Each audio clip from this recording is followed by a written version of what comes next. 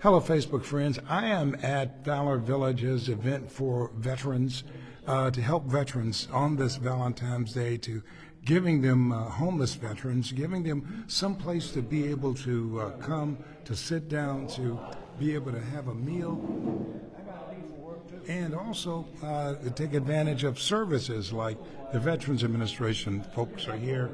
I think BJC was here already, and I've had the honor of being able to talk to William Hamilton, who is a veteran, a Navy veteran. I think you said. Didn't you tell me Navy? Okay. Yes, Navy. Bill, let me ask you this: What do you think about this event today? I think it's a good thing, and I think they ought to have more of it. To have camaraderie and get together with people that they can help them if they have their difficulties. So you served in the Navy. Yes, I did. Do you think enough is done to help homeless vets? I think they're really putting the effort into it. In the last 10 years, they have really put an effort into it to help them. And there is programs that help people, and especially veterans. They really go. You get good care, medical care, and if you need something, they'll get it, and they'll help you. So I don't have anything against the care and the help. I really don't. What do you think causes veterans then to be homeless? You said you have post-traumatic stress syndrome. Homeless sometimes. Post-traumatic stress syndrome, mental illness, addictions, not being able to adjust after they got out of the service, or they had pre-existing things that come about as they get older. I've seen it where people didn't really have a problem, and all of a sudden when they get older, ooh, here it is. It comes out later in life. What do you think causes that? I don't really know. Current events in their life may be a trigger point to where the problem comes out. Do veterans get enough help when they get out of the service? Is that a problem? In the last 10 years, they've really done better. Before that, it was spotty. But I think in the last 10 years, they have really come about to help the veterans out. Like what kind of help do they offer you? Well, it's like you said, you get counseling, job help, mental health, medical help, and you name it. You just mention it, and they'll try to help you, and they'll get you straightened out. Because you were saying you're like homeless some of the time. Some of the time. I'm not fully homeless. I do work. Yeah. I do work. Is there more that could help you? Maybe. It's always room for improvement. And like I said, one of my questions is, do veterans get enough help once they get out of the service and they're kind of on their own? Well, they have VA, of course. My answer to that is the last 10 years they really upped it. The last 10 years they really came about to really help the vets out.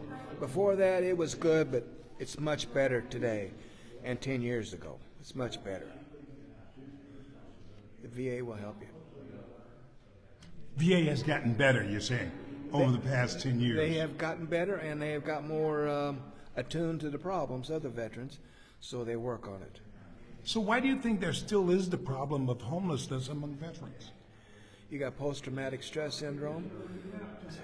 Some of those mental illnesses, medicine can't control it. I've seen it. Medicine doesn't do anything for it. Therapy, or maybe they don't want therapy. Their family has abandoned them because, oh my gosh, he's a mess, he's terrible. So they don't want nothing to do with him. So he is on his own, by himself. Maybe he don't want to take the medicine. I've seen a lot of guys don't want to take the medicine. They don't want to get the help that they need. And that's a problem. You have to report, get the help, take your medicine and everything. Go along with the program. Some people want their own program rather than the VA's program. They want to self-medicate themselves with whatever rather than getting the real help that they need. Is it a big challenge getting out here in society after you've been in the military? It's an adjustment. In the military, everything's taken care of. You go, but they'll tell you what kind of clothes to wear, what time you do this, it's structured. It's structured. And when you're not in the military, it's not structured. You're on your own. You got to make your own structure. And that's an adjustment. Before I got out, I said to myself, when I get out, I have my freedom to do what I want. But then again, that's a price you have to pay for your freedom. Meaning, I have to take care of myself. The military took care of me when I was in there. So there's an adjustment there. Is that a hard adjustment to make? Some people can't make it, some people do. Used to, they said if a guy puts 20 years in, he has a possibility of dying within 5 years. Insurance companies said that. Why is that? Well, it's an adjustment, and they can't deal with the problems of civilian life. It's just all the above with that. I know my dad was in. He had a problem adjusting. I had. Your dad was a veteran as well? My dad was, yeah. Mm-hmm. He had problems adjusting, and I think mental illness is rampant, and I think post-traumatic stress syndrome, but they're doing better today. They just have to go with the program instead of making their own program. They have to go with the program that's going to help them. Would you like events like they're doing today here? We come out, get a meal. I guess people can see the VA representative, and I think it's a hospital representative or something is here too, for medical, from Barnes or something. Yeah, they did have. Okay. So what do you think? You like this event? Valentine's Day. On Valentine's Day too, it shows care and consideration and thoughtfulness to the veteran. I thought they would have different booths, like one for this problem, one for that problem, one for that curriculum, and one for this curriculum. I don't see that as much as other events I've went to. Right. They had booths, and they would have different areas for help. But this is okay. This is good. Kind of get people together, and kind of looks like a little camaraderie. Camaraderie is good. It'll help them. Well, I appreciate you talking to me, Bill. Thank you, Mr. Elliott. All right. So, guys, you just heard from Bill Hamilton. He is a veteran. He is homeless some of the time, and he's here at this event that's being hosted by Valor Villages. This organization helps to they help feed homeless organizations. They provide about 3,200 meals 3,200 meals a week that they distribute to homeless organizations. The rest of the people you see on my Facebook Live here, they are not they are not homeless. They're all veterans, they're just not homeless. Bill was the one who we have identified as being homeless some of the time. But this is open. They've had people coming in and out all day to be able to take advantage of this special event for the veterans. Like I said, there was someone here from the hospital. There was someone here from VA to help people deal with medical and other needs. So in addition to getting a meal, right, they had other things that they were able to do as well to look after their welfare. I've been down here a number of times to Valor Villages. I've talked to Amanda, who is the person running this operation, and she is always a great person to talk to. She had to duck out for a second. She may be back before I wrap up here, but she talks about how much they do to help the homeless generally. This particular event, this Valentine's Day, is to help the veterans, but they help the homeless generally. They do a lot. They plug them into medical care. They try to plug them into housing and other help that is needed, and food, obviously, as well. And so they plug them into just a lot of help that the homeless need, and they do it through private donations. A lot of the food is donated by restaurants like Chick-fil-A, Papa John's, and some other restaurants that provide some of the food that is distributed to homeless organizations. So, like I said, they prepare about 3,200 meals a week, and that is handed out that to veterans organizations. We're going to talk to this gentleman over here about what they're preparing some of the food. Actually, it looks pretty good over here. What's the reason for this? What is this event today? Today is just to help the veterans and try to get anybody that needs to get signed up on their benefits. We had a gentleman here, Daryl from the VA here. Anybody that needed to get signed up on their benefits, they could. And anybody that just wanted to come and sit around and chat, veterans get together. We had food here for them, some of it from Chick-fil-A, some of it we had, and just get around and day of fellowship. Why is this important? It's important just to show the veterans that we care, and any of them that didn't have benefits, that's important. Some of these guys don't have their benefits because they didn't get signed up. They hit roadblocks when they went to get signed up, and with Daryl here from the VA, he could get them through those roadblocks. This is particularly important on Valentine's Day, isn't it? Well, yeah, we've done it. This is the third year in a row we've done it on Valentine's Day. Why? Because Amanda decided that would be the best day for her. Mm-hmm. So. This kind of showing caring, basically. Yes.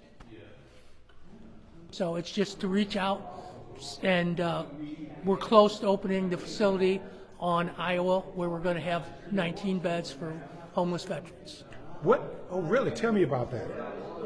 We have a facility on Iowa that we're trying to get open, and we're close. We need to get some inspections done, and then we hope to have that open soon, where we can house some homeless veterans. Okay, that's a pretty big undertaking, isn't it? Yes, it's on Iowa and Merrimack. Mm-hmm. What made you guys decide to do that? Is the problem of homeless veterans, is that a big problem? Well, there's homeless everybody, not just veterans. But particularly among veterans. Yes, but we work with not just veterans. We work with everybody. So, but this home and not just homeless, underserved. There are people that have housing and they have other needs. We work with food, services, and clothing, and people are underserved that have housing.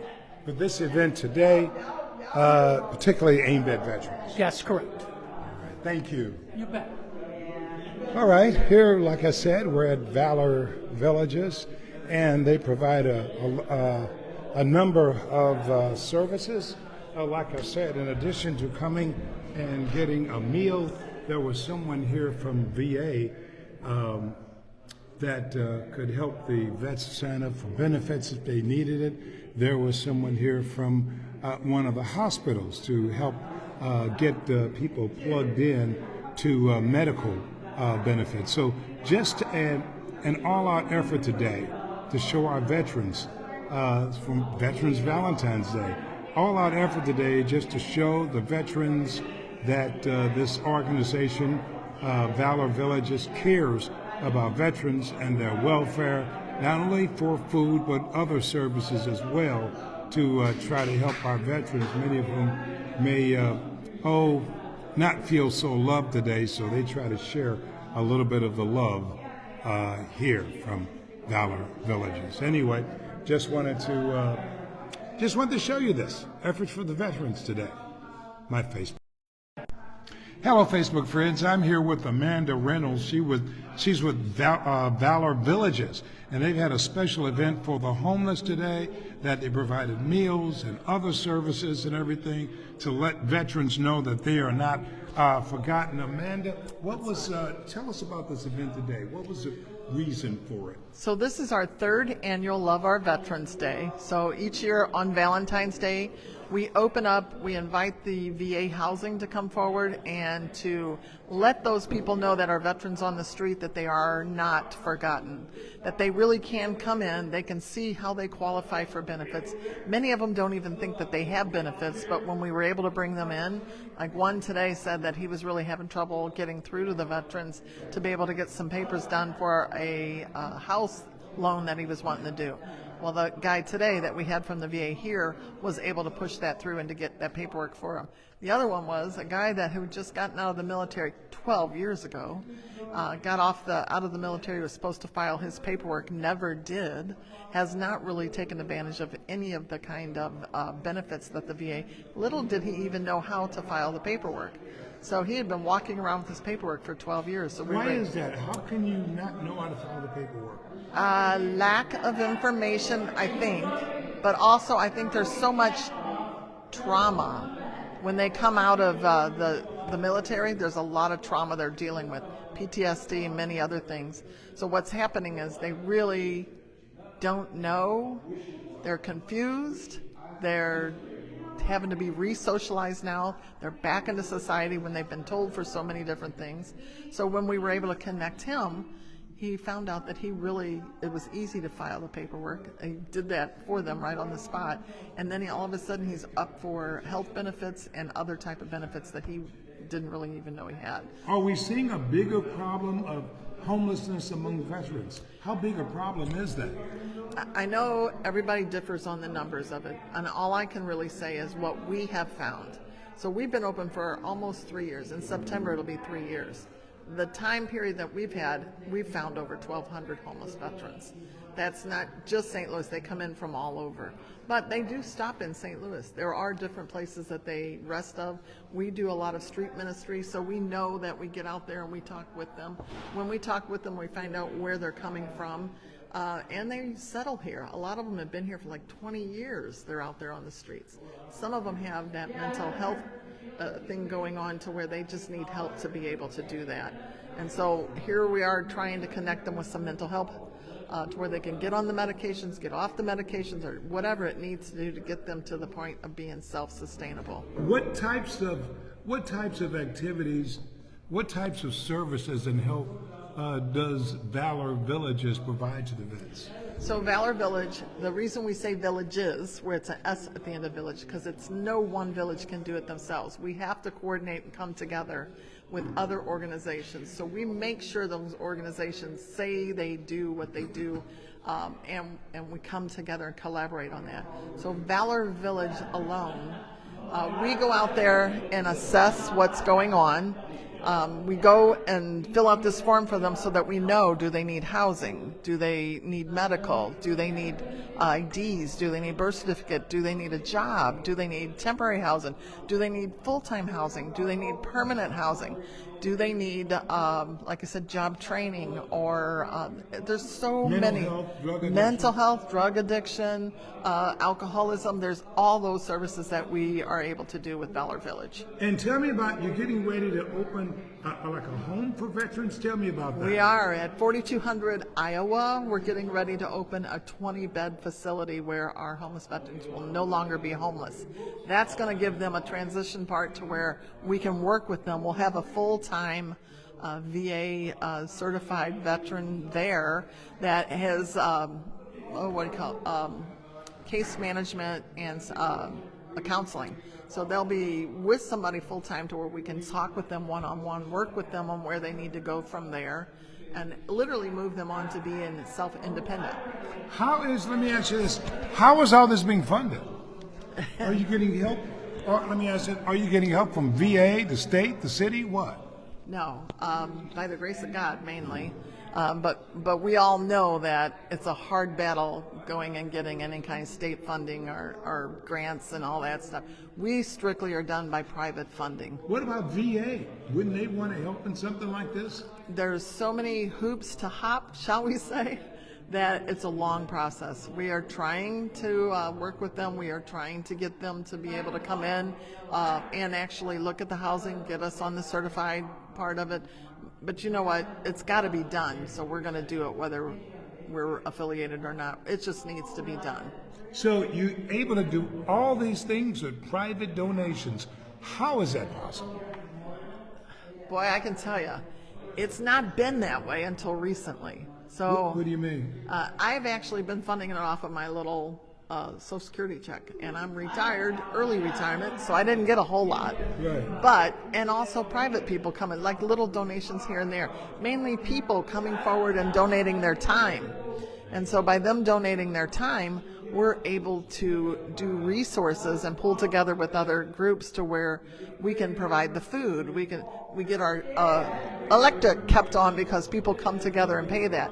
Recently, we were able to collaborate with an organization that found out what it is that we do and saw that it's not just a place to come for food or clothes to be handed out. We're going from the very beginning all the way to the end. So it's the full spectrum protocol. It's all faith-based because we will definitely, without God, this is not going to happen. And He is definitely moving and shaking and providing, and it's happening. How can people donate? What do they call? Oh my goodness. Let me tell you. We can always use the help. We definitely need the people to volunteer, but we can also use the help financially. That's not even saying anything short. So to do that, call 314-714-0902 or go on our website at www.valor, VALOR, villages, villages.org and donate on our website. And they can reach you on Facebook too, right? They can reach me on Facebook. We're Valor Villages Inc. on Facebook. We're all there, all over the place. It certainly seems like you guys are doing a lot. We are really doing a lot. trying to provide full service for that. Full service. We're running from not just the food, we want the whole spectrum. We want to be able to help get them off the drugs. We want to be able to help and get them the care for the PTSD. We want to be able to get this housing need taken care of. And you also know, everybody knows, a lot of this is a mental health disability. A lot of this is PTSD. It has to be addressed. And that's not being addressed in a lot of areas here in St. Louis. So we had to come forward and team with other doctors and that will come forward to help to addressing that. And you were saying that you've applied for 4 grants from the city of St. Louis, but have not heard from the city? Yeah, we've not heard how those grants are or been notified of them. So I don't dwell on that because we can waste a lot of time dwelling on are we going to get them or not. So instead we move forward. We definitely are being connected with a professional grant writing team now. So we are going to go and be connected with some grants and all that. So pray for us, send that good energy, and definitely volunteer your time. If you can't do the money, we definitely want the time, and there's lots to do. All right, Amanda, thank you. Thank you. Appreciate it. Okay, and that is Amanda Reynolds, and she is the founder of Valor Villages. They had a Valentine's event today for the homeless. Not only did they get meals, but as she says, they look at a lot of other needs for veterans, whether it's VA benefits, whether it's medical issues and the like, and they plug them into all those different services. And they're actually opening, as you heard, that home for the veterans so they can get even more care. A lot that this organization is doing. You've got the information. If you would like to donate, we've got that information. I'm also providing it on my Facebook page as well for this organization, doing a lot for the veterans on this Valentine's Day. And